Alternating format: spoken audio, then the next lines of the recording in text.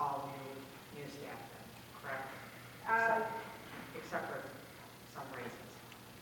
Correct. Okay. So as far as new employees, Jason, do you do the hiring, or does the board, you do the hiring possibly, or how does that work? No. You know, The board approves the hires, or? we're Go kind ahead, of, you- kind go ahead, of Spike. walking through this. Everything is a learning Sure, yeah, experience, right, and yeah. everything is new. And we're still working out the exact processes for all of this. When the staff was hired initially in a period ranging from August through October, it was hired, interviews were conducted by Sheila Gorski-Schulte, board member, also HR, and myself. We did the interviewing, and then we collaborated, made the recommendations, and then presented that recommendation to the board, and the board approved it. And so going forward now, I'm not sure if we're going to follow the exact same process. I think probably because that was pretty much a mass hiring.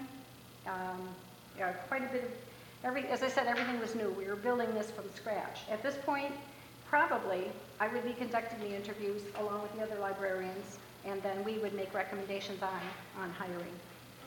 Councilman, if I could build up on top of that, like I said, the board approved, because I'm a board member as well too, the board approved personal service contract for Teresa, for Vanessa, but for like the part-time help and those, we didn't approve equally individually. It was done like a golf course, hirings would be done through HR and through Teresa and Vanessa. So. Madam Chair, if I could add to that though, if you recall, Teresa mentioned there's a lot of firsts, and that was the whole spirit of appointing Jason and Sheila to the board. We didn't know if it would be long-term, but at least to help get through this infant stages of the year one, and if there was assistance needed with the hiring practices or establishing some type of guidelines, or of course establishing the budget, the bylaws, and Councilman Mazur is also on that board.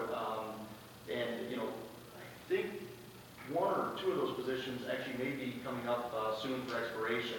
We'll have to have some dialogue. One is it about you know you know, I know that they're I don't know if it's Jason's positions or Sheila's position that's board position that's expiring, but I'm not sure if they are seeking reappointment. But our goal is to help you know get them to a point and establish that practice, and then from that point on they can continue on because it's all new to all of us. Are those positions time staggered? Oh, the board positions, yeah. Yes.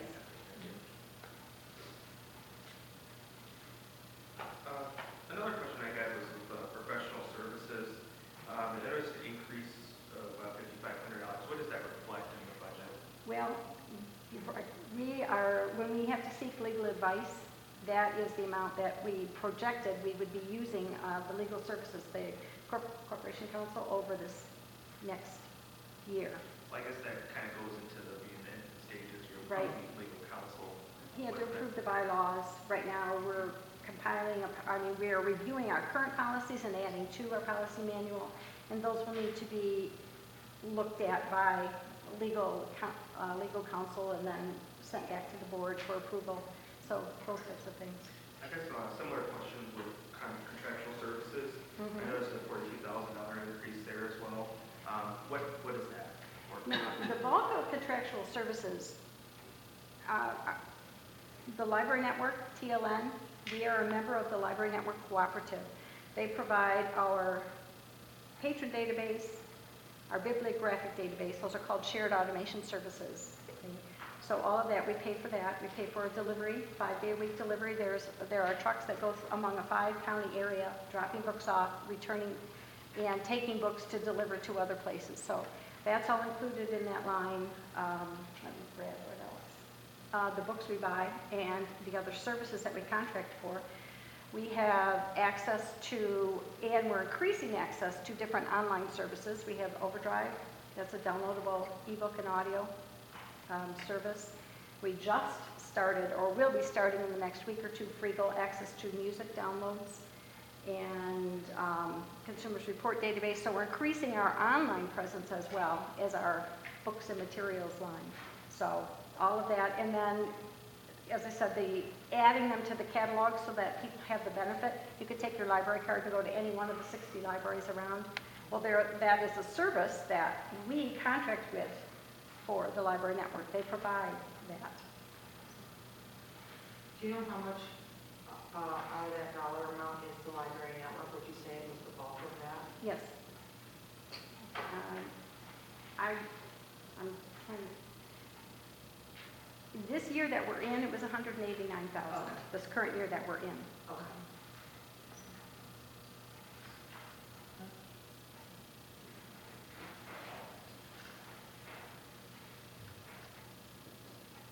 Any more questions? Town manager, thank you, ladies. Thank you. Thank you very much. Only that, I did want to say too, thanks for the invitation for your event on the 11th. I apologize, I wasn't able to make it. Meetings that look better. Yes, it was, I love the library. we know, we're glad. Okay. And we thank those of you who were able to come, it was lovely. Good. Good night. Take care. Okay, Madam Chair, up next is the fire department, and on your supplemental schedule is page 15. And the chief and deputy chief are here. And again, it includes the SAFER grant that we have, funding 15 personnel. We have 25 personnel not funded by the grant, currently budgeted, so, which is what we currently staff. Does anyone have a Mercury Villager here? Because there's a white fan out there in the parking lot. I don't know if someone has a Mercury Villager. What? Mercury Villager. In the front? Are they still in there? Yeah, there's people in there. You may see if one of those have a Mercury Villager. Sorry about that. I've been out there and do that. Sorry, does anybody have a Mercury Villager? Yeah, lights are on. Nice, sorry.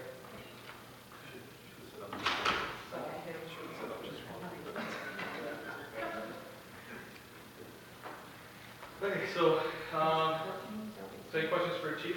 Go right ahead.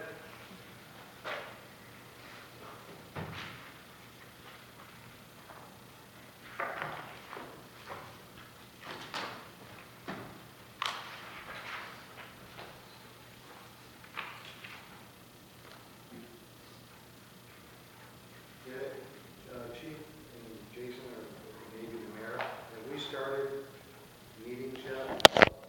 What comes next? We have? In terms of, Just oh, yeah. Yeah.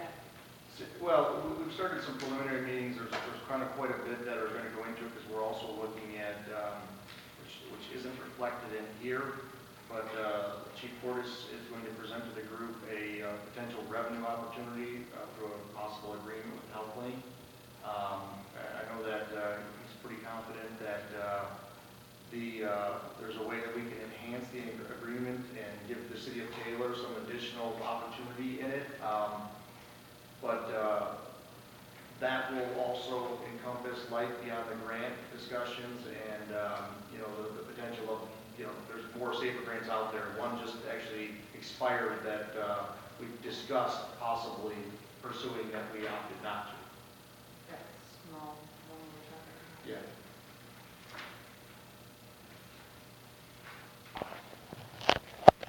Well, right now, we've received one new truck. Correct. Okay. Well, the two SUVs also came in. One fire truck. And those We are- have an AFG still out. We haven't heard anything about the award of that yet.